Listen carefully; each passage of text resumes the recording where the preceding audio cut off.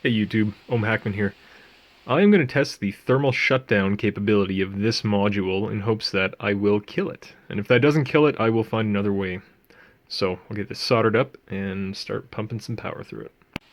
Okay, so I've got 3 ohms of resistance over here and some load resistors, and I've got the multimeter going across them, so from that we can figure out what the actual power is, and I'm going to start walking this up to the rated 2.5 amps, and we'll see what that does. Okay, so we got 6 going through it right now, and it seems to be keeping its cool pretty well. It's putting out 2 amps right now, so I'm going to start walking it up.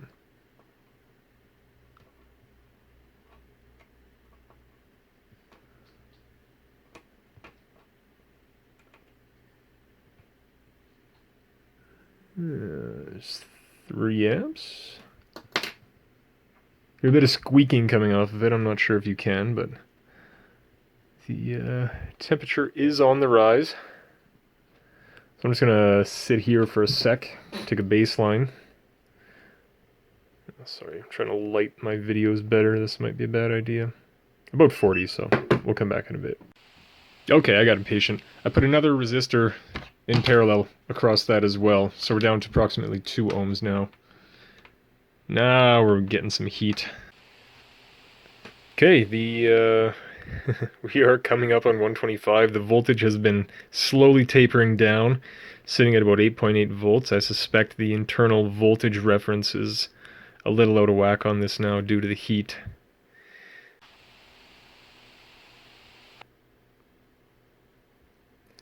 It's really starting to climb now. It's like it's hit a threshold.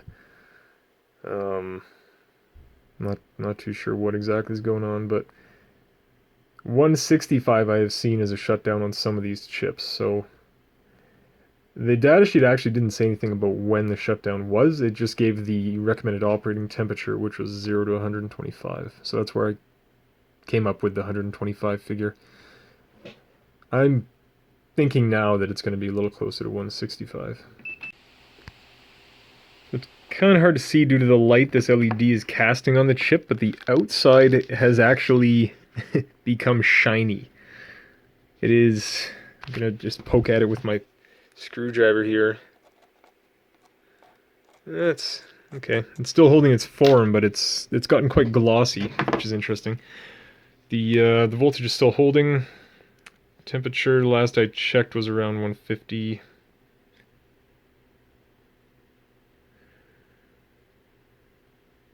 Oh, there it goes. That was, I think about 150 was the highest I saw in there.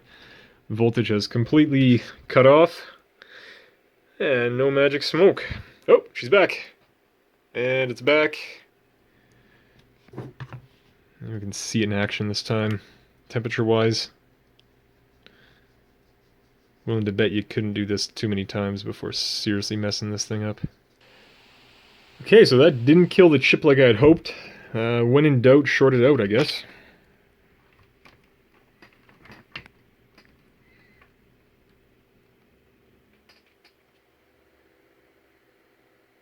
It doesn't seem to be pulling all that much. Oh, there's the smoke. You've seen it. There it is. The magic smoke has escaped and it smells delightful.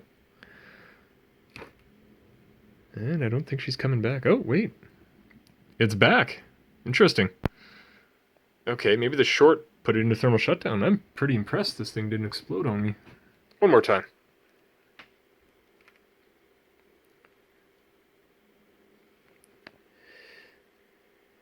There's the smoke. And it's stopped drawing. Sorry about the focus again.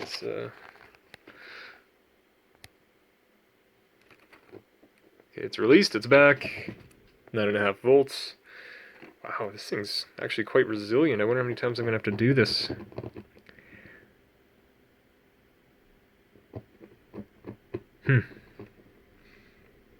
Just seems to give a little puff of smoke and then get right back at it. Well, I'd say that's one tough converter. How am I going to kill it? Okay, I've got an idea. So I'm going to take positive 24 volts from these two batteries, since I don't want to hurt my my green machine over there. I'm going to put it backwards into the unit and see what happens. There we go. That's how you kill it. And I was trying overcurrent. You just need to reverse polarity. Get a close-up of that carnage. Oh yeah, it cracked the whole die. Alright. Good stuff. So one thing I failed to notice before, and it makes perfect sense, is this capacitor is just about to explode. Lucky I stopped when I did. They could have shot that can right in my face.